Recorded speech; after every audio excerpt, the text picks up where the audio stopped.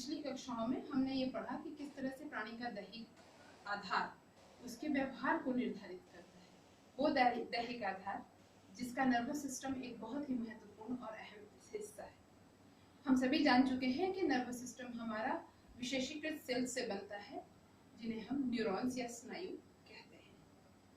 उन स्नायुओं के जरिए सारे संदेश नर्वस सिस्टम तक पहुंचाए जाते हैं और नर्वस सिस्टम फाइनली पुनः उन्हीं स्नायु न्यूरॉन्स के ही जरिए अपने मैसेजेस को बॉडी के विभिन्न पार्ट्स तक, ग्लैंड्स और मांसपेशियों तक पहुंचाता है।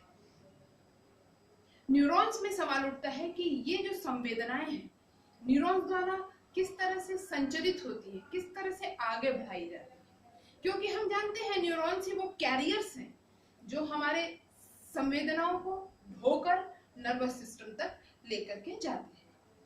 तो न्यूरॉन्स में ये संवेदनाएं नर्व इंपल्स की प्रक्रिया द्वारा आगे बढ़ते हैं, यानी हमारा न्यूरॉन नर्व इंपल्स के माध्यम से कार्य करता है। अब सवाल उठता है नर्व इंपल्स क्या होता है? नर्व इंपल्स यानी स्नायु आवेग, तंत्रिका आवेग, हिंदी में हम कुछ भी कह सकते हैं। तो नर्व इंपल्स वो चीज है कि जब कोई उद्दीपक किसी न्यूरॉन को उद्दीप्त करता है तो उस न्यूरॉन में एक इलेक्ट्रोकेमिकल विक्षोभ, इलेक्ट्रोकेमिकल डिस्टरबेंस उत्पन्न हो जाता है और उसी को हम मनोवैज्ञानिक भाषा में नर्व इंपल्स कहते हैं। यह नर्व इंपल्स न्यूरॉन में जब उत्पन्न होता है तो न्यूरॉन उस नर्व इंपल्स को अपनी सेल बॉडी और एक्सॉन के जरिए आगे बढ़ाता है। एक्सॉन के अंत में जब एंड ब्रश से होकर संवेदनाएं दूसरे न्यूरॉन तक ट्रांसमिट होती हैं तो दूसरे न्यूरॉन और पहले न्यूरॉन के बीच में एक बहुत ही माइन्यूट सा, बहुत ही छोटा सा गैप होता है। हालांकि एक न्यूरॉन दूसरे न्यूरॉनों से जुड़ा रहता है, लेकिन जुड़ने के बावजूद भी उनके बीच में एक हल्का सा गैप होता है जिसे हम स्नायु संधि कहते हैं, यानी वो जंक्शन जहां पर एक न्यूरॉन दूसरे न्यूरॉन से जुड़ता है या संगम बनाता है, तो उस स्थान को हम साइनेप्स कहते हैं। जब हमारा नर्व इंपल्स न्यूरॉन से गुजरते हुए इस साइनेप्स पर आता है तो उस नर्व इंपल्स की स्पीड, उसकी गति धीमी हो जाती है और साइनेप्स को पार करके अगले न्यूरॉन तक उस नर्व इंपल्स को पहुंचने में समय भी अपेक्षाकृत अधिक लगता है। ये हमारे साइनेप्स की विशेषता है। साइनेप्स की एक विशेषता और होती है, वो ये कि nerve impulse one way traffic की तरह इसमें आगे बढ़ता है। यानी वन वे ट्रैफिक यानी जब नर्व इंपल्स शुरू हुआ तो सेल बॉडी और एक्सॉन से होते हुए जब ये अगले न्यूरॉन के डेंड्राइट सेल बॉडी की तरफ बढ़ता है तो वो उसी दिशा में बढ़ेगा, उसकी विपरीत दिशा में नहीं हो सकता। तो ये वन वे ट्रैफिक की तरह कार्य करता है। एक न्यूरॉन दूसरे न्यूरॉन से ही मात्र नहीं जुड़ता, बल्कि दूसरे कई न्यूरॉन से साइनेप्स बनाता है। तो जब कोई उद्दीपक हमारे रिसेप्टर्स के द्वारा ग्रहण किया जाता है और न्यूरॉन को उद्दीप्त करता है तो हमारे सेंसरी न्यूरॉन्स उन सेंस ऑर्गन्स से, हमारे सेंसरी न्यूरॉन उन सेंस ऑर्गन्स से या रिसेप्टर्स से सूचनाएं लेकर के उसे साइनेप्स से होते हुए फाइनली ब्रेन तक पहुंचाते हैं।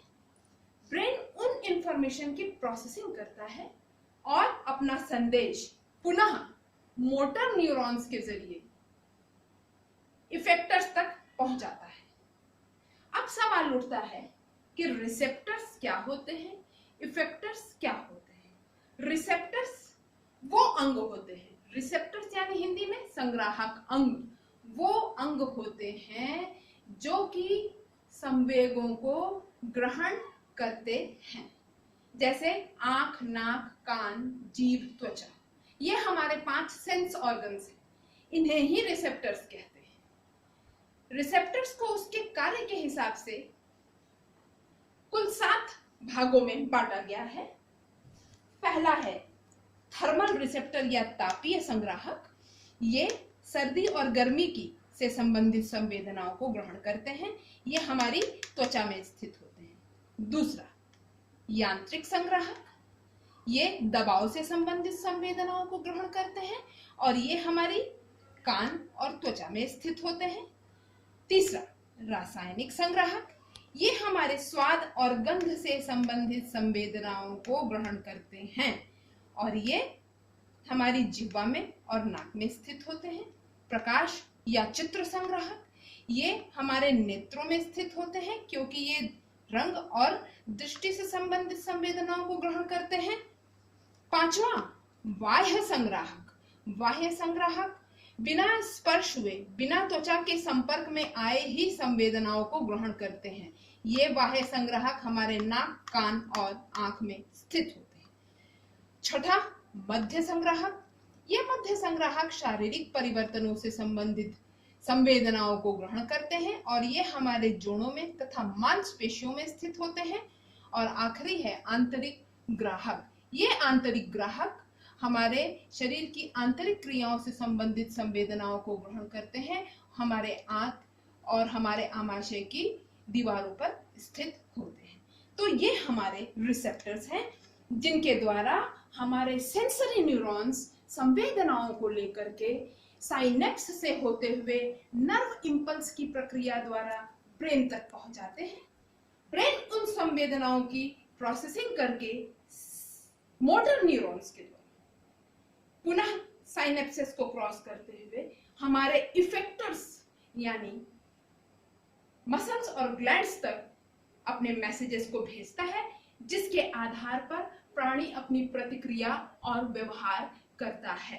तो आज के लेक्चर में हमने ये रिसेप्टर्स, नर्व इंपल्स और साइनेप्स के बारे में जाना है। अगले लेक्चर में हम ये जानेंगे कि इफेक्टर्स क्या होते हैं और कितने प्रकार के होते हैं। तो नेक्स्ट लेक्चर में हम इफेक्टर्स की चर्चा करेंगे।